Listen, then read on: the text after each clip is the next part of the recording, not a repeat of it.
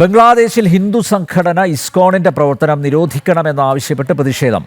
ധാക്ക, ചിറ്റഗോങ് നഗരങ്ങളിലാണ് ഇസ്ലാമിക ഭീകര സംഘടനകൾ പ്രതിഷേധം നടത്തിയത്.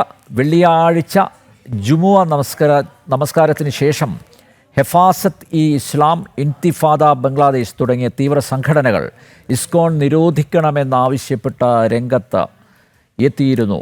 ജിഷ്ണു കൃഷ്ണൻ ചേരുന്നു വിവരങ്ങളുമായി. ജിഷ്ണു, നമുക്കറിയാം നേരത്തെ തന്നെ ഇസ്കോണിൻ്റെ ഒരു പ്രമുഖ നേതാവ്, ഒരു സന്യാസിയെ അറസ്റ്റ് ചെയ്ത് കൽത്തുറുങ്കിൽ അടച്ചിരുന്നു. ദീർഘകാലത്തിന് ശേഷമാണ് ആ സന്യാസി വര്യന് പുറത്തേക്ക് ഇറങ്ങാൻ സാധിച്ചത്.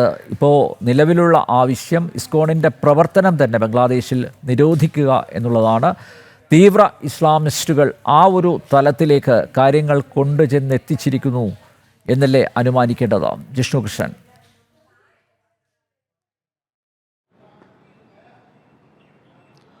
അനിൽ നമ്പ്യാർ, ബംഗ്ലാദേശിൽ ഹിന്ദു ഉൾപ്പെടെയുള്ള ന്യൂനപക്ഷങ്ങൾക്കെതിരെയുള്ള വേട്ടയും അടിച്ചമർത്തൽ നടപടിയും അതിക്രമങ്ങളും തുടരുകയാണ്. അതിൻ്റെ ഏറ്റവും ഒടുവിലത്തെ ഉദാഹരണമാണ് ഹിന്ദു സംഘടനയായിട്ടുള്ള ഇസ്കോണിൻ്റെ പ്രവർത്തനം നിരോധിക്കണമെന്നാവശ്യപ്പെട്ടുകൊണ്ട് ധാക്കയും ചിറ്റഗോങ്ങും ഉൾപ്പെടെയുള്ള സ്ഥലങ്ങളിൽ തീവ്ര ഇസ്ലാമിക സംഘടനകൾ ഭീഷണി മുഴക്കിയിട്ടുള്ളത്. കഴിഞ്ഞ കുറച്ച് ദിവസങ്ങളായി ഈ സ്ഥലങ്ങളിലെല്ലാം തന്നെ, പ്രത്യേകിച്ച് ധാക്കയും ചിറ്റഗോങ്ങും കേന്ദ്രീകരിച്ചുകൊണ്ട് ധാക്കയും ചിറ്റഗോങ്ങും ഉൾപ്പെടെയുള്ള പ്രദേശങ്ങളിലാണ് ഇസ്കോണിൻ്റെ പ്രവർത്തനങ്ങളും കൂടുതലായി തന്നെ നടക്കുന്നത്. ഇവിടങ്ങളിലെല്ലാം തന്നെ പരസ്യമായി ഭീഷണി മുഴക്കിക്കൊണ്ടും ഹിന്ദു നേതാക്കൾക്കെതിരെ വധഭീഷണി ഉയർത്തിക്കൊണ്ടും ഒപ്പം ഈ സംഘടനകൾ പ്രവർത്തനം നിർത്തിയില്ലെങ്കിൽ നിരോധിക്കാൻ അറിയാൻ തുടങ്ങിയിട്ടുള്ള ഭീഷണി മുദ്രാവാക്യങ്ങൾ ഉയർത്തിക്കൊണ്ടുമാണ് തീവ്ര ഇസ്ലാമിക ഭീകര സംഘടനകൾ ഇത്തരത്തിലുള്ള പ്രതിഷേധങ്ങൾ നടത്തിയിട്ടുള്ളത്. സർക്കാരിനും ഭീകര സംഘടനകൾ മുന്നറിയിപ്പ് നൽകുകയാണ്. ഇസ്കോണിൻ്റെ പ്രവർത്തനം നിയമം മൂലം നിരോധിക്കണം.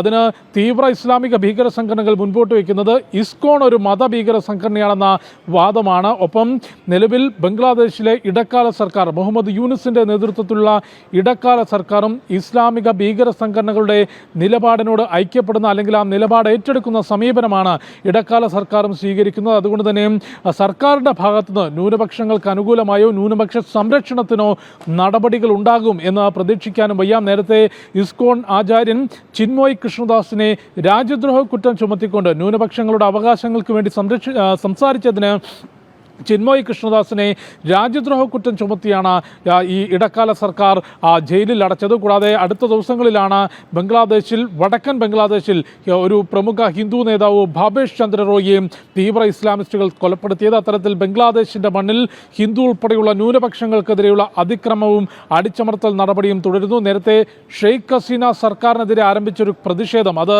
ജമാഅത്തെ ഇസ്ലാം ഏറ്റെടുക്കുകയും വലിയ കലാപത്തിലേക്ക് മാറുകയും ആ കലാപത്തിൻ്റെ മറവിൽ ന്യൂനപക്ഷങ്ങൾക്കെതിരെ തുടർച്ചയായിട്ടുള്ള അതിക്രമങ്ങൾ ബംഗ്ലാദേശിന്റെ മണ്ണിൽ നടന്നിരുന്നു. ബംഗ്ലാദേശ് ന്യൂനപക്ഷങ്ങളുടെ സംരക്ഷണം ഉറപ്പാക്കാൻ പ്രവർത്തിക്കണമെന്നും അതിന് ഉത്തരവാദിത്തം കാണിക്കണമെന്നും ഭാരതം ആവശ്യപ്പെടുകയും ചെയ്തിട്ടുണ്ട്.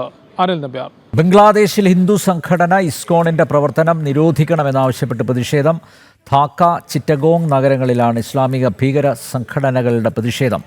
വെള്ളിയാഴ്ച ജുമുഅ നമസ്കാരത്തിന് ശേഷം ഹെഫാസത്ത് ഇ ഇസ്ലാം, ഇൻതിഫാദ ബംഗ്ലാദേശ് തുടങ്ങിയ തീവ്ര ഇസ്ലാമിസ്റ്റ് സംഘടനകൾ ഇസ്കോൺ നിരോധിക്കണമെന്നാവശ്യപ്പെട്ട് രംഗത്തെത്തിയിരുന്നു. ജിഷ്ണു കൃഷ്ണനാണ് വിശദമായ വിവരങ്ങൾ നൽകിയത്.